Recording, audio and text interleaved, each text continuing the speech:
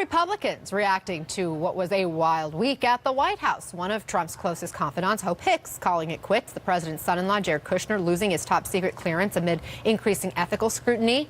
President Trump's surprise decision to slap tariffs on steel and aluminum imports, sending Wall Street into a tailspin. The list goes on and on. Let's talk it over with Republican strategist Alice Stewart, former communications director for Senator Ted Cruz's 2016 presidential bid, and Republican Ken Blackwell, the former domestic policy advisor for the Trump transition team and former Ohio Secretary of State. Thank you both for being here. Ken, I'll start with you. What stood out to you from Trump's wild week? Tariffs, ethics, strained family relationships, or something else? Well, you know, it's a matter of style and what Washington is accustomed to. We have a president that has led a tightly held family-controlled LLC, never had to deal with a publicly traded company that had a board of directors and shareholders, and so the lines of authority were pretty direct and very, very clear. Now he's running what we could say is the largest publicly traded company in the world, in the federal government. So it is a clash of styles and what it has been considered to be the norm in Washington. I think he has a management by chaos style. It is nothing new and shouldn't be surprising. And so I anticipated that the churning in this administration would be much more rapid than the previous administrations. So do you think it's working for him then, if this is a management by chaos style? Well, I look at his agenda. I mean, his agenda is moving. He, in fact, accomplished a lot with his management of the tax policy initiative that has accelerated economic growth, has increased jobs, has bumped up labor participation, and he's changed the flow of capital back into this country where there is business expansion and the workers are realizing bonuses and raises in income. So, you know, by measuring the agenda and the time frame, it's working. But it has kept a lot of folks off balance, both inside the White House and outside the White House. Well, there have been a ton of turnover inside the White House. Go ahead, Alice. No, I was just going to say, Ken is exactly right. I mean, we all knew, based on the president's history, that he ran his businesses leadership by chaos, and we're seeing the exact same thing in the White House. And a lot of people, especially those on the left, say, you know, the chaos at what cost? But the reality is we're talking a lot about the palace intrigue and the high staff turnover, and that list that you gave at the top of this segment of all the chaos going on this week.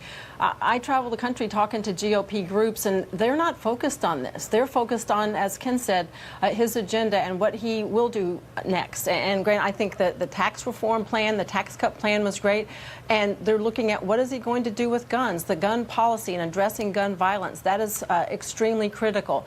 So if we're talking just about his base, they really, truly don't get caught up in the day-to-day palace intrigue at the White House. They're looking more at policy and...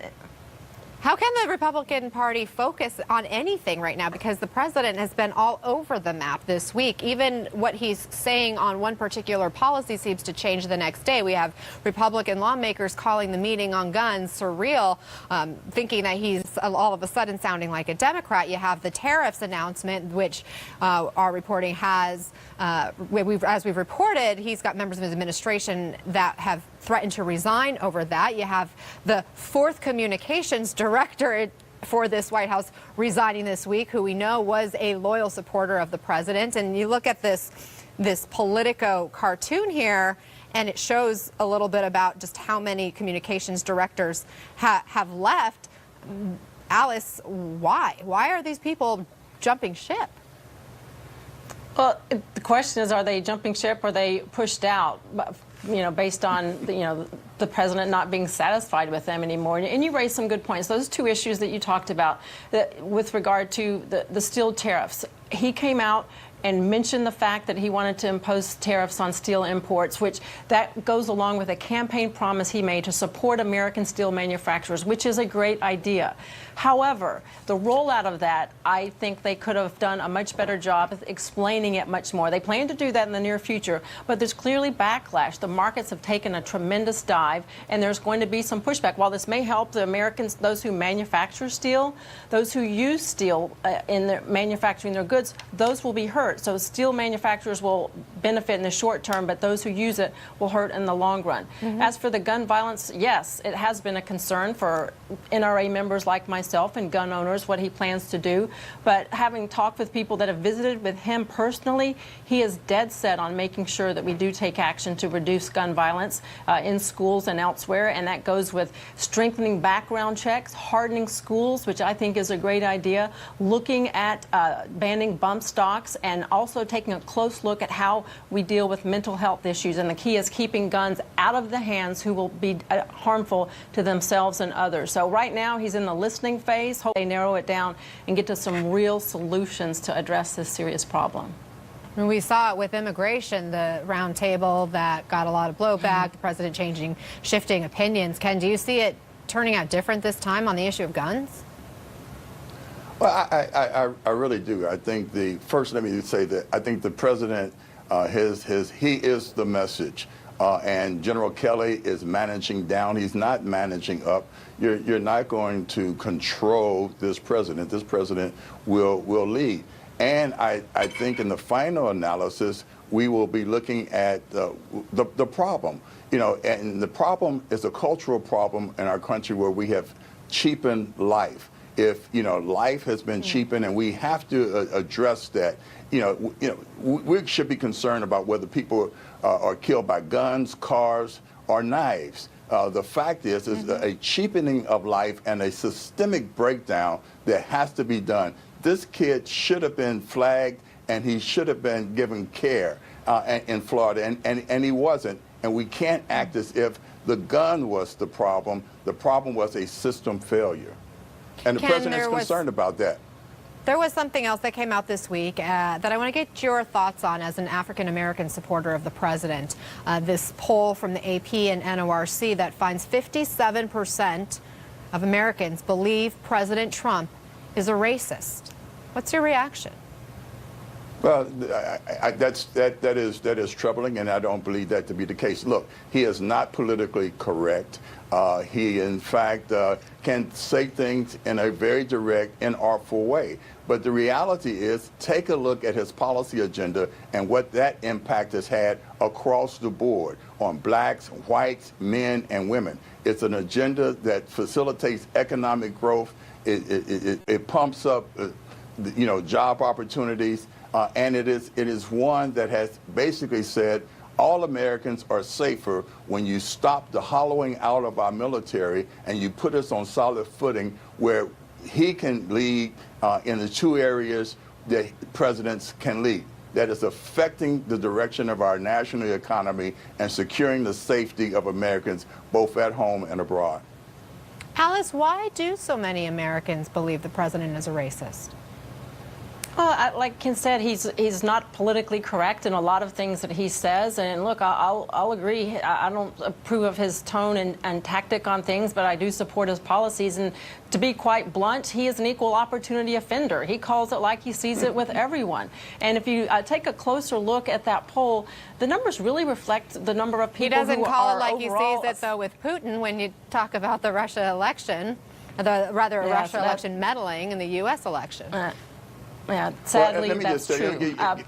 Let me give you perspective. I think Homeland Security and a whole host of other players, major players, are taking a look at the vulnerabilities in our system. They're working with the secretaries of state and election officials across the country. One of the benefits of our system is that it's decentralized. One of the challenges of our system is that it's decentralized, and it forces collaboration and cooperation. And I think that what's been placed in motion is a system that will facilitate that sort of collaboration. There's an understanding that our system is vulnerable. It's vulnerable to the Chinese, it's vulnerable to the Russians, and what we need is a commitment to deal with those vulnerabilities, and I think we have that from this White House.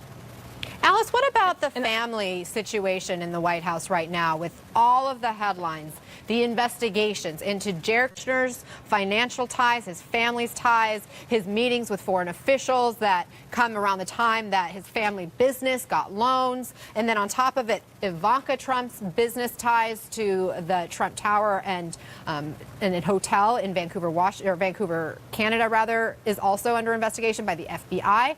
At what point is he going to say, my family is hurting me more than they're helping me?